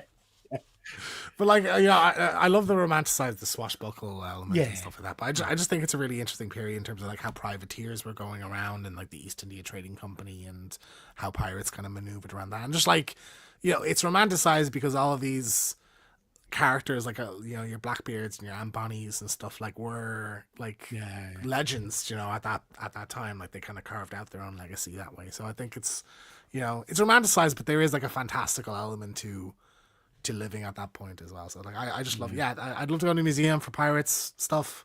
Yeah, that'd be awesome. I think you're right. I'm surprised there's not some kind of pirate museum somewhere. I bet there is. I'm sure there is. There must be like probably is somewhere. Yeah. You notice everything historical setting is brutal. Because it was. It's just, we live in the coziest time ever. Like, there's no doubt about that. It's still brutal here now in the world. So. But nowhere else had it easy. You're not 50-50 get your head chopped off when you walk out your door. That's like true. It's. And I think it's sometimes, not to get all political and stuff like that, but you're absolutely right. We've got it good, but we forget sometimes. So lots of areas in the world don't even have running water still. Do you know what I mean? So there are still brutal points in areas in the world that are horrendous, They're living, So sorry, Efren, what's your pick then? Who should I pick? Like the beginning of first United States. When United States started in 1770s, or Christ. Back in those days. But I think if I pick one historical, I would like to see. What exactly happened. Who was he? And all that stuff. But if I had to pick one choice, and I would just be there for a split second because I know I would die probably in less than a minute, would be when dinosaurs ruled the earth. I would just like to go back and just see them, But like I said, give me a minute, just a quick look. Okay, I'm out of here, guys. Bye. If 5 seconds you get bit by some bloody ancient mosquito thing, I know. shoots acid in you or something, and you just curl up and die.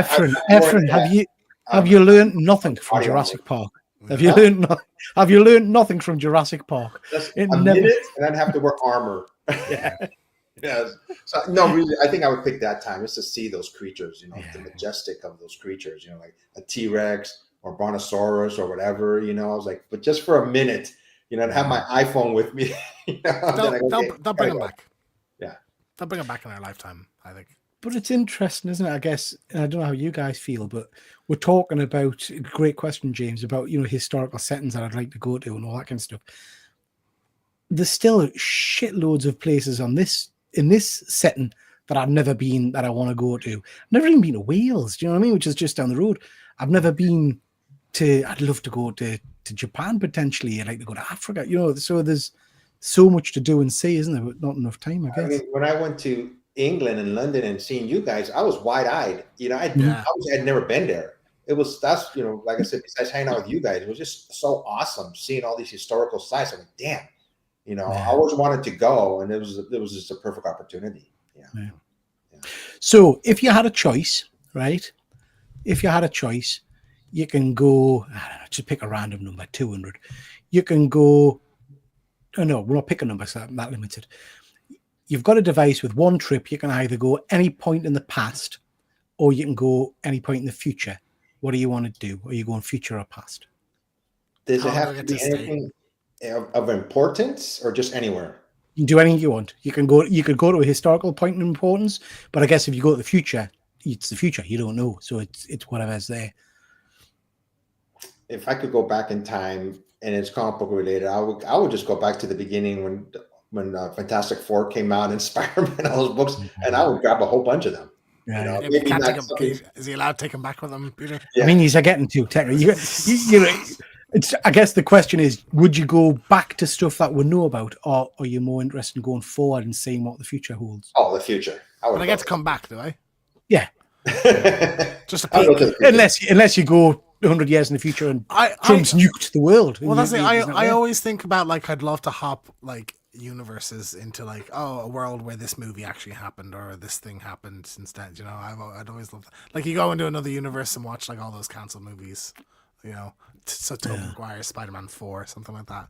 I'd love that. I know that's a very banal kind of thing to want out of a multi-dimensional traveler. Is I'll go watch movies in other dimensions, but still, yeah. I'd probably I'd jump forward. I think. Yeah, me too. Have a little peek what's going to be like. I'd jump forward. I think I'd jump forward just to see. But I still want them. So you still, yeah. Fuzzy, weirdly, have been to the scene of the last hanging in Scotland. Oh, nice. Don't know why, but taking school kids to a working prison wasn't a great school trip. Only in Scotland, Fuzzy. Only in Scotland. 80s America. Oh yeah, being scared of serial killers, VHS tapes, Reagan, and go-go dancing. I love the 80s. I'd love to go dancing in the 80s. You know, that'd be cool. I was living in San Francisco, right in the middle of the Zodiac killings. You know, I was there. Oh, really? Yeah, I remember that. Yeah, I was around there, like in the 70s. You know, yeah. This isn't a confession, Efren, is it? This isn't gonna... Efren literally could be the Zodiac killer. That's crazy, isn't it? Yeah, I was like. So where specifically were you? Watch the 80s on Sky Arts. People were frightened of running into Bundy. Yeah, absolutely. I mean, it was a scary time. I want to see the pyramids get built and to ride. Yeah, there you go, dinosaurs. See, so yeah, that's good. Yeah, there's those interesting kind of mysteries like the pyramids or Stonehenge and stuff like that. Just the nosiness of us would love to know. Do you know what I mean? How it actually happened. How they built them. You know, it's like That's what I mean. Yeah. Nobody ever mentions how Newgrange in Ireland is older than the pyramids because it's left the same. Yeah, it's similar to Stonehenge kind of thing, right? Rocks stacked. Yeah. I'd like to go back to when Peter thought that question up and see what he was smoking. That wasn't my question. This is your question, isn't it? Yeah. The future, SM would like to go to when space travel is easy as driving a car and why heads and jaws like Futurama. Yeah, and teleportation. That would be interesting. Yeah. Haven't seen Futurama for ages. The last thing we need to see is Keegan Go-Go dance. You couldn't afford me, Von Hoot. I've seen it. Okay. I think that's the end of the questions, Efren. I have a quick little video I want to show you guys that it does actually rain here. You guys ready? This happened a couple of days ago. Yeah. All right. Wow.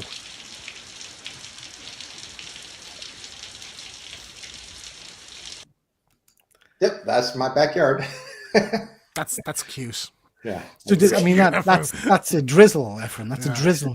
We literally had a storm here the other day that like half the country lost power and still doesn't have power, and someone died because a tree fell on them. Like, so yeah. So did you have to hide indoors, Efren? No. Yeah, I went outside. Did you still go? Yeah. Why are you picking on me? Why it's bloody rain, Peter? I didn't put the video up. Everyone put it up. That's mine. Just so you guys, I've said this before, if you guys ever come visit, July, August, September, October, the perfect months to come, in San Diego. So yeah, I'm not sure, Efren. I think we need to rethink because I tend to share a room with James, and the heat in your country. The thought of sharing a room with James when he's all hot and sweaty and you always get me hot and sweaty. I know. I'm just I won't Fuzzy's losing his temper. You said wow for fuck's sake, did I? Oh, I did, yes. Okay, I'm with you, Fuzzy. I'm with you. Fuzzy's kicking off. He's kicking off. Von Hoot, look at that. A light shower. Okie dokie. No more questions. I don't think, Efren. Nothing else in the chat. Nope. You want to show your slide? Oh, we're finished? Is that the last questions? Yeah, that's the last question. Yep. So just a bit of a plug, really. Efren, what have you got coming up on your channel? We should be doing a show this Saturday with my cousin up on comics. We start at 6 p.m. my time, which is about 2 o'clock in the morning your time. anybody wants to show up, say, wake up, please do. But it's our version of just talking about comic books, movies, TV shows, entertainment, news that from the last couple of weeks. It's called Up on Comics. Good stuff. Good stuff. Over on my channel, got all my usual stuff. Got a video out this Friday, which is my picks of some of my favorite Marvel comics.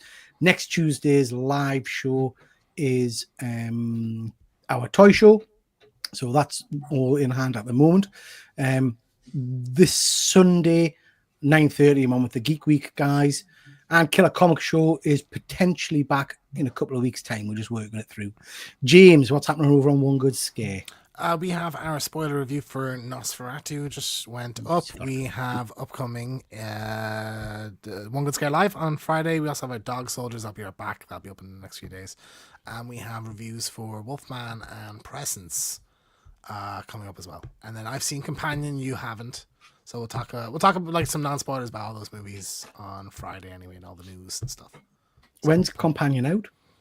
Friday. All right, I'll try and get to see it this weekend, hopefully. Fuba Duba, thank you very much. Everybody, thanks for checking out our show. We'll be back in about a month or so, asking each other 3 new questions each, and hope you liked it. And if you do, you know what to do. Hit that like, subscribe, and notification button. Go out and buy a comic book, like I say, and read it. Everybody take care and bye. See you, buddy.